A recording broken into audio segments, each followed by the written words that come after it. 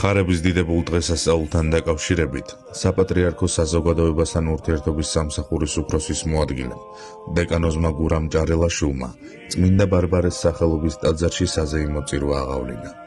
მსახურებაზე შეკრებილმა მრევლმა ლოცვით აღნიშნა ქრისტიანული სამყაროს ერთ-ერთი უმნიშვნელოვანესი საუფლო დღესასწაული ხარება, რომელიც მაცხოვრის განკაცების ხარებას უკავშირდება.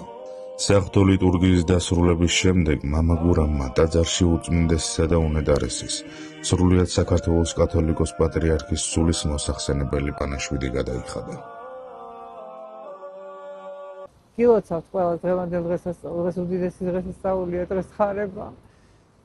ეს გაბრიელმა ახარა მთავარანგელოზმა დედა ღვთისმშობელს და მან დაიტევა დაუტეველი. გილოცავთ ყველას გულში სიხარულმა გაიხარო და იხარეთ ჩემო კარგებო, იმედნიერეთ საქართველოს გადმოხედავს უფალმა და დაგვიფარო და დაგვიცნობა.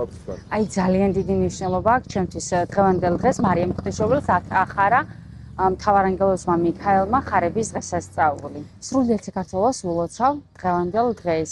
იხარით და იბედნიერეთ.